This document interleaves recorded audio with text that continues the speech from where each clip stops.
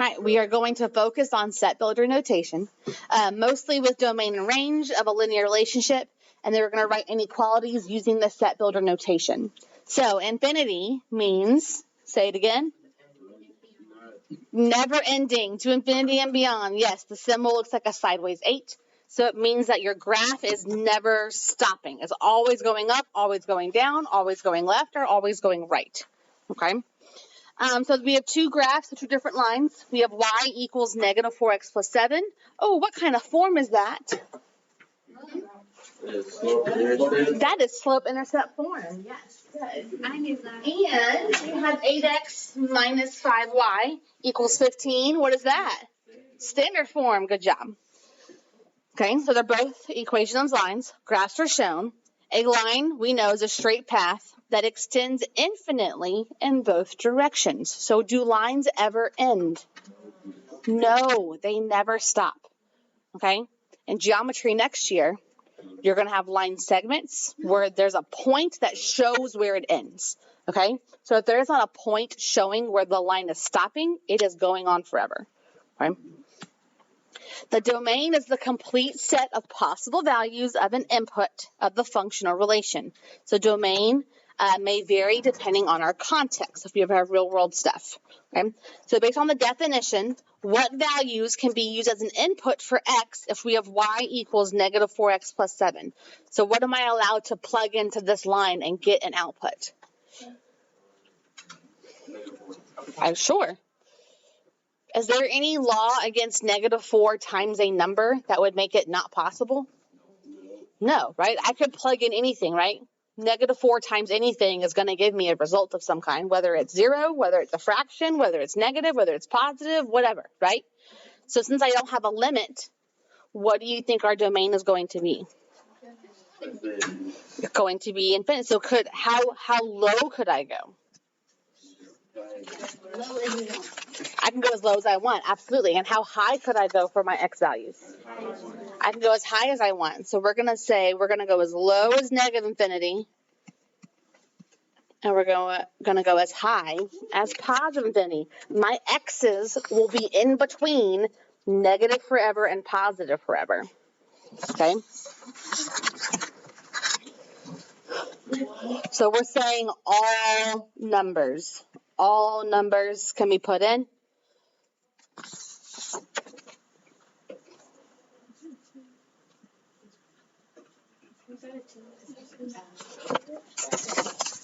Is it a 2?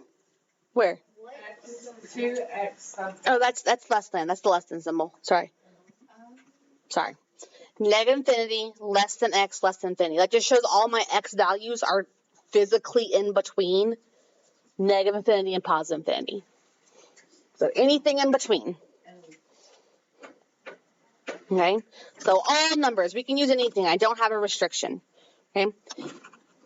What do you think we could do for our other line? Same thing? Can any of them get plugged in? Yes, because look at where my x is. 8 times x. Look at my line. I have the arrows also. Okay? Arrows also point never stopping. So this will forever go up, forever go down, forever go left, and forever go right. So this is going to be the same thing. So my x's can go, I don't need a comma right there. My x's can go as low as negative infinity. They can go as high as positive infinity. That's all numbers. I don't know if you've seen this symbol.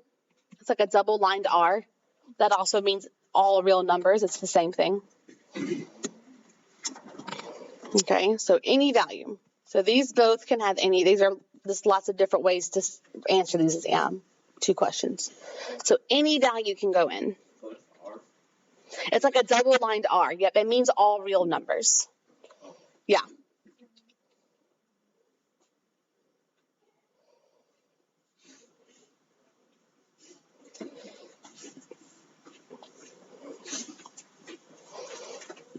All right, range is the complete set of possible values of the output of a relation. So what do you think it's going to be my range for both of these lines?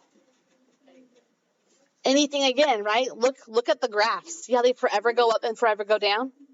So it's going to be the same thing that we just said for 2 and 3, all of them. So however you want to write it, we can write it like this. We can say negative infinity.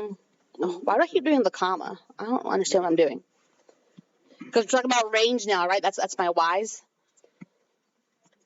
That double R looks weird. There we go.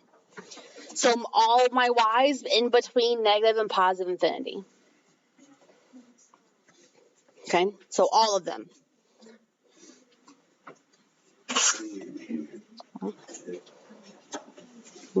So this first part wants you to understand that the domain and the range, the x's and the y's of a line, okay, will be infinity, positive to negative infinity both ways, okay? Every single line is like that. When we put it to real world stuff, then that might change a little bit. Or if there's a limit given to us, which is called a constraint, then that might change. But if no constraints are given to us, then domain and range stays negative to positive infinity. All right?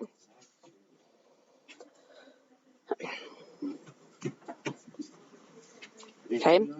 So this is just showing that if I were to take those graphs and zoom out to even bigger numbers, see how it's like 2,000 or 20,000, negative 20,000? It's just showing that they do go on forever. They are going to be never ending. Okay. Now, this is what this section is going to be focused on. How do I write that? Okay. So we can say all real numbers. So we've done, we've done this before. We've done this before. Set builder notation. This is the new thing. Okay. I know. We're going to talk about it. So set builder notation, you've seen it before. Yes. Like in our very, very first unit, we talked about it. So it's been a hot minute. Okay. It was on your first quiz. True story. I'm pretty sure. All right. The representation of the domain using inequalities is read as negative infinity is less than x, which is less than infinity, right? We cannot include an equal sign because we can never touch infinity, right? Because it just keeps going and going and going. So we can never be equal to infinity. Set builder notation. So with domain, we're using x's. With range, we're using y's, right? So that first letter is the variable that matches with what we're talking about. So if we're talking about domain, I need to say, hey, I'm using x's. Okay, so in my set of all x's, we're allowed to, and then it's either a colon or a straight line, it doesn't matter. The set of all of my x's, that's what this little guy means, is all real numbers. There's that double-lined R. Okay, so that double-lined R gets used into our set builder notation. Okay. No? Okay. So that's what it looks like for all real numbers. Now, I said that sometimes we're going to be given constraints, okay, or limitations. So that's what this bottom one's going to be about. Okay. So now I have written descriptions of some constraints that might happen in future graphs. There we go. Okay. So we have all numbers that are greater than or equal to -3. So we have all my x's. I think these are all going to be x. Yes, all this is all. We're going to use our domain for all of these. These are domain descriptions. Okay. So all of my x's can be bigger than, they can also be equal to -3. That's the inequality. Notice how the inequality just gets put into set builder notation. All you have to do is tell me what variable we're using. See how they're almost the exact same thing? Inequality, right? It's almost the exact same thing. We just put in front of it what variable we are looking at. All right? I think they're changing desks because they're taking a quiz today. All right. All right. All numbers less than 7. So how do I say less than 7? So how do I say my x's are smaller than 7? So my less than symbol, is my alligator going to eat the x or eat the 7? Eat the 7. My numbers, my x, my numbers are less than 7, so they're smaller. Can I be equal to? Can I put that bar underneath it? Does it say it? It does not say equal to, so I cannot put it. See how the one above it said or equal to? It doesn't say that this time, so I cannot assume Okay. Right. So if it's not there, don't assume that it is. They didn't tell you it's happening, it's not happening. All right, so set builder. We got this cool little squiggle thingy. What variable are we using? We're using x. So tell me I'm using x. Then do your colon, or you can do your line. Which one do y'all want to do? Colon. Sounds great. And then the inequality. I call it the squiggle. I'm not really sure what the real name of it is, to be honest. I call it a squiggle bracket. So that's the Douglas version. Okay. All right, so all numbers greater than or equal to, there it is, -2, and less than or equal to 11. Okay, so all numbers, we have what? -2, and then we have another one, 11. Okay, so am I bigger than or smaller than the -2? All numbers greater than. So am I going to eat the x or eat the 2? Eat the x. Can I be equal to it this time? Yes. All right. Let's see. And less than or equal to 11. So what am I eating? Eating the 11 this time. Can I be equal to it? Yes. How can it be equal and less? Because I could be 11 or I could be 10. It's the range of values. So if I'm bigger than -2 but less than 10, I'm going to put this on the side somewhere. You could also write it like this, technically. So you can put it in 2 separate pieces because it gave you in 2 separate descriptions, right? And you can leave it alone. If you're like, oh, wait, bigger than -2 and less than 11, that's in between -2 and 11. Okay. So when we do our set builder notation, what variable do we use? We use an x, so squiggle. We use an x. But now we have 2 inequalities, right? So what word do you think we're going to use to combine them together? R. What word? If we have 2 different things, if x's are bigger than -2 and, no, the word and. We got 2 of them. We have 2 constraints. X's are bigger than -2. Ooh, and equals 2. And, yeah, and x's are less than or equal to 11. Ooh, can't talk. And again, if you didn't want 2 separate segments, you can put them together to look like this. So you could also say x like that. That would be the same thing.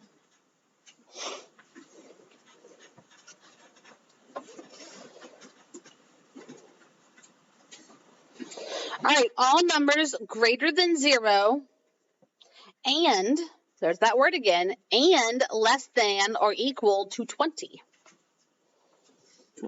So because of this word, we know it's a combination, right? We have that word again, and. So my numbers are what? They are greater than 0, and they are less than or equal to 20. So because of the word and, I know they're going to go together. All right, because of the word and, I know we're going to go together. So that's what I could have done for the problem above it as well. That word and should stick out. So we're bigger than 0, but we're less than or equal to 20. So do we get why 0 does not get the line, but 20 does? Okay. Set builder, we get the squiggle. We're using x, and we are in between 0 and 20. Wait, can you do what you did to the last one that you just did? You can, yes. Yes. So yes, the one above it and the one I just did, there's technically two different ways to write it. You can write it like the one above it, or you can write it like the one below.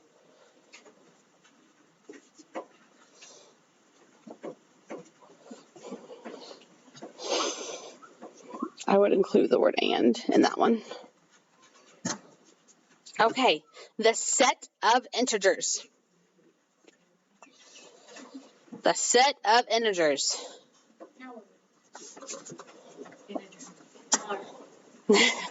All real numbers. I'm not sure if you know. Hold on.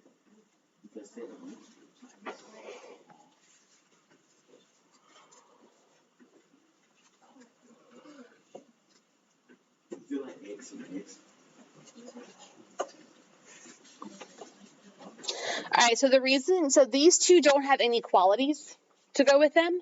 You can't say all real numbers because that's going to include pieces. Do you know what integers are, by the way? Whole numbers, positive and negative whole numbers, right? If I say all real numbers, that includes decimals, fractions, square roots. I mean, that includes every number that exists, right? So I can't really put that because then that's including pieces that it's not talking about. So I can't. So there is no inequality to represent that, okay? You can't go infinity because, again, integers are just whole numbers, right? Positive and negative. So if you say infinity, you're including decimals. You're including other things. The symbol for this, there is a symbol for it. I'm just going to tell you right now. It is a capital Z. A Z. Don't ask me why. I don't know. It's just what it is. All integers. So that sideways E thing means the set of all, and then integers. Rational numbers, again, I can't use infinity because that would include irrational numbers. Do we know the difference of rational and irrational, by the way? Yeah. Ending and not ending. Good. Rational numbers stop. Irrational numbers go on forever. What's the most famous irrational number? Pi. There you go. Good. So again, I can't use infinity because infinity would include pi. Okay? So no inequality. This has its own little symbol too. It's going to be a Q. I don't know. Because they told me. I don't know. Math is full of using letters for numbers, right? For language arts.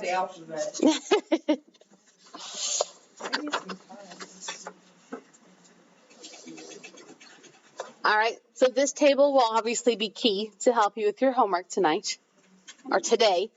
Plenty of time to get done in class. Hopefully it's classwork and you do not have homework over the weekend. That's always my goals. Okay. So you're going to work on page 67 in your workbooks, number 1 through 10. While you're working, I am going to walk around and check the homeworks from section 3 that y'all used yesterday. Okay.